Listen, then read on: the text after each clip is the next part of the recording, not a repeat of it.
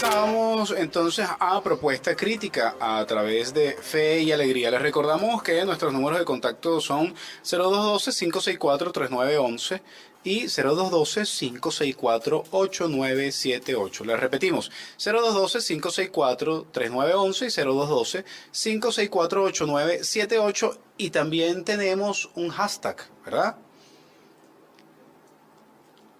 Héctor estrenándose. Participa con la etiqueta numeral Propuesta Crítica. Numeral Propuesta Crítica o hashtag viejita, como ustedes quieran llamarlo, todo el mundo le tiene un elemento particular en el nombre.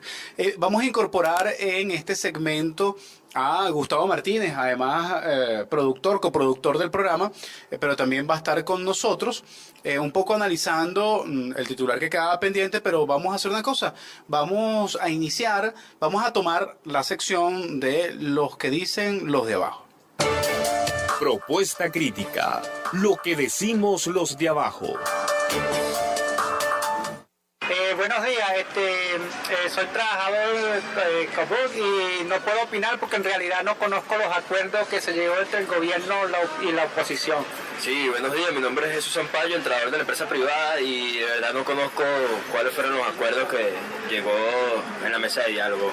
Sí, buenos días, soy Fel Castillo y no, mira, los acuerdos no se conocen, acuérdate que eso se hizo a puerta cerrada y nunca salió publicado en ningún lado, nunca hicieron comentario alguno, no pidieron la opinión de la ciudadanía en general, o sea, ellos hicieron lo que les convenía. Buenos días. Mira, qué curioso, ¿no? Esto fue un esfuerzo que se hizo hoy a primera hora a boca de metro en el Boulevard de Sabana Grande, en donde estaba circulando muchísima gente, y se le solicitó la opinión a la gente de qué era lo que percibía en relación con los acuerdos. El mismo Gustavo fue quien los recogió. Cuéntanos un poco la impresión, Gustavo, porque nos sorprende. Todo el mundo está hablando del diálogo y la gente en la calle no sabía cuáles eran los acuerdos, en qué consisten los acuerdos. La gente se siente distante, se siente ajena a una serie de acuerdos que se están desarrollando. Sí, buen día, Nímer, y amigas, amigos que nos están escuchando.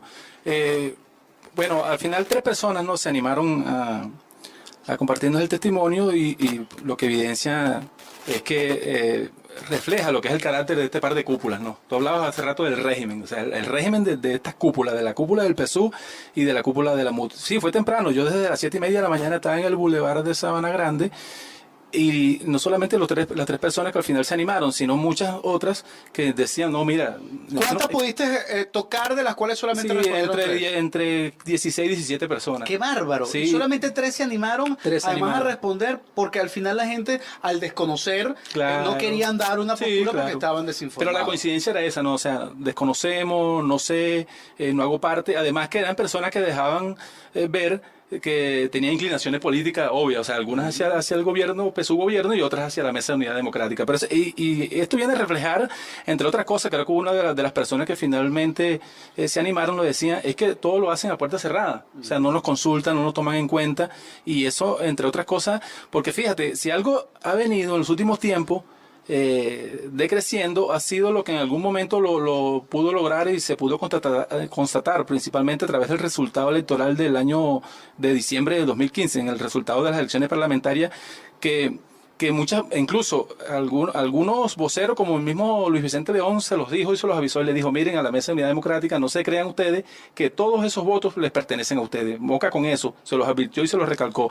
Y el desprestigio o el decrecimiento de lo que en algún momento pudo haber acumulado la Mesa de Unidad Democrática se empieza a revelar en la medida como han venido actuando en los últimos tiempos. Entre otras, bueno, lo evidencian ahí lo que acaban de decir las personas. No consultan a su base social, no consultan a su gente, no le toman en cuenta para nada.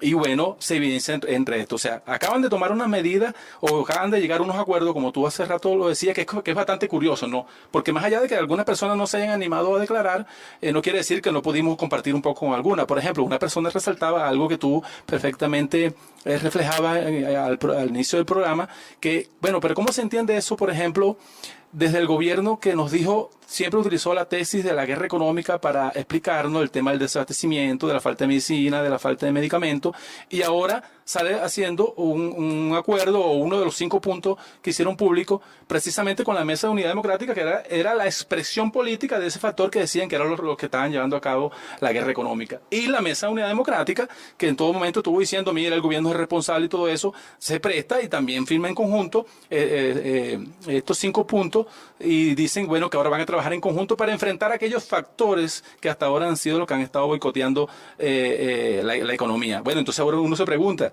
bueno, pero entonces, ¿quiénes son ahora? ¿Quiénes son los enemigos ahora? ¿Quiénes son los responsables o los perpetradores de la guerra económica? Bastante curioso, ¿no? O sea, y yo creo que eso viene a evidenciar el desprestigio y la molestia que hay en sectores de base. No tanto ya, incluso porque lo del PSUV gobierno, desde la molestia que hay, han sido enormes, pero en estos últimos tiempos, incluso desde mediados de año, sí, de junio, los meses junio, julio, se ha visto la molestia enorme desde un sector de la base social, de la Mesa de Unidad Democrática, que tiene que ver incluso cómo se han comportado desde las movilizaciones que han convocado respecto al referéndum revocatorio y ahora respecto a estos 5 puntos que acaban de ser públicos. Pero tú, ¿cómo ha migrado la molestia, no? Porque al final, quien ha sido el receptáculo de la mayor molestia había sido hasta ahora el gobierno, específicamente el PSUV, en un cúmulo de errores por parte del gobierno del presidente Maduro que ha conducido al hecho de que hoy estemos en una situación de crisis como la que estamos viviendo. El 6 de diciembre fue un punto de quiebre importante, claro, porque fue la expresión de la molestia desde el punto de vista electoral acumulado en la tarjeta de la Mesa de la Unidad Democrática, que pudo entonces ser el receptáculo de esa molestia. La expectativa era que después del 6 de diciembre la Mesa de la Unidad Democrática, siendo receptora de esta molestia, pudiese traducir la molestia de la mayoría y convertirse en una expresión de liderazgo que de alguna u otra manera diera respuesta a toda esa demanda de descontento.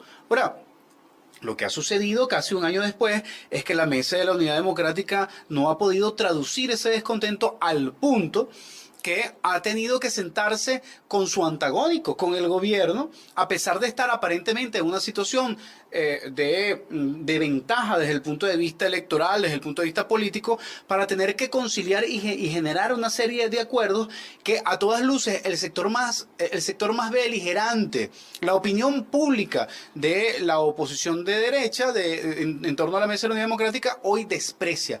Hoy los acuerdos a los que se han llegado han generado un desprecio importantísimo en ese sentido. Yo quisiera tomar una referencia de la página de Sumarium para enumerar un poco los acuerdos, porque en el marco del desconocimiento de la gente, si seguimos hablando de unos acuerdos que la gente no conoce, pues estaríamos arando en el mar, ¿no? Un primer acuerdo es en el campo económico y social. El gobierno nacional y la MUD acordaron trabajar de manera conjunta para combatir toda forma de sabotaje, boicot o agresión a la economía venezolana.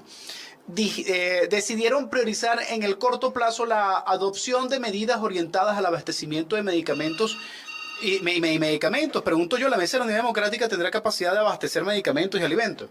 Sobre la base de contribuir a promover su producción e importación, promover el diseño y aplicación de las políticas de cooperación entre los sectores públicos y privados para monitorear, fiscalizar y controlar los mecanismos de adquisición y distribución de insumos y mercancías. Si el sector privado y el sector público son los que van a monitorear y a fiscalizar, ¿a quién van a monitorear y a fiscalizar? A la gente, para que siga haciendo colas y los marquemos como vacas y que sigamos entonces o sea, viendo cómo gastamos, cómo le controlamos más el gasto del salario. Es una cosa increíble cómo la articulación de estos dos sectores antagoniza ahora es con el pueblo trabajador. En el campo político, importante tratar de observar lo que se dice aquí, o mejor dicho, lo que no se dice, que es lo más importante. En el campo político se acordó avanzar en la superación de la situación de desacato de la Asamblea Nacional dictada por el Tribunal Supremo de Justicia. Independencia de poderes, ¿no? Qué interesante. O sea, ¿en dónde queda la independencia de poderes? Hoy la MUD asume que el gobierno tiene la capacidad de controlar los otros poderes y se suma al control de poderes en ese sentido, ¿no? En este sentido se acordó instar a los poderes públicos competentes a actuar en la resolución de la situación del caso Amazonas en términos perentorios. Además, la Mesa de la Unidad Democrática reconoce que la incorporación de los diputados que condujo el desacato simplemente fue una herramienta que puso a la Asamblea Nacional en la situación en donde querían que fuese inoperante. En el mismo contexto se asumió el acuerdo de trabajar conjuntamente. Después dicen que no hay pacto. En el marco de lo establecido en la Constitución para el nombramiento de los 2 rectores del Consejo Nacional Electoral que culminarán su mandato en diciembre del 2016 y además utilizan la palabra consenso. O sea, eso, ¿cómo escoges tú a 2 miembros del CNE en consenso? Y por cierto, el CNE, la MUT hablando permanentemente de que está totalmente controlado por el gobierno y que, bueno, se van a repartir 1-1, 50-50. Ahora, Pero lo que querían era controlar a los dos. pero pero es que lo curioso es que, o sea, eso es una competencia de la Asamblea Nacional y tendrían ellos la mayoría para escoger 2. No, el acuerdo es, mira, vale, te entrego 1. Te entrego 1, pero tú llegas al 2018, ese es el acuerdo. Tú llegas tranquilo al 2018, no me interesa controlar el CNE por completo.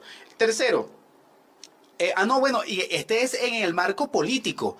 Aquí nadie, o sea, podemos ver las bolas de paja que ruedan al frente de las casas de esas viejas ciudades del oeste.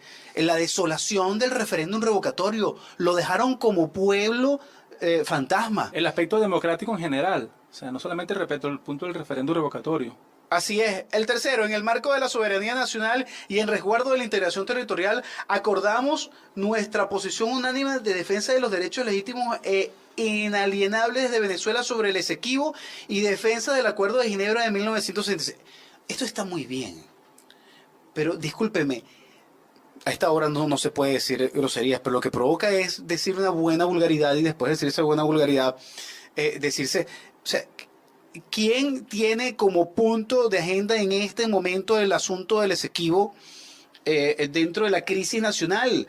¿Y quién les pidió que se pusiesen de acuerdo en eso?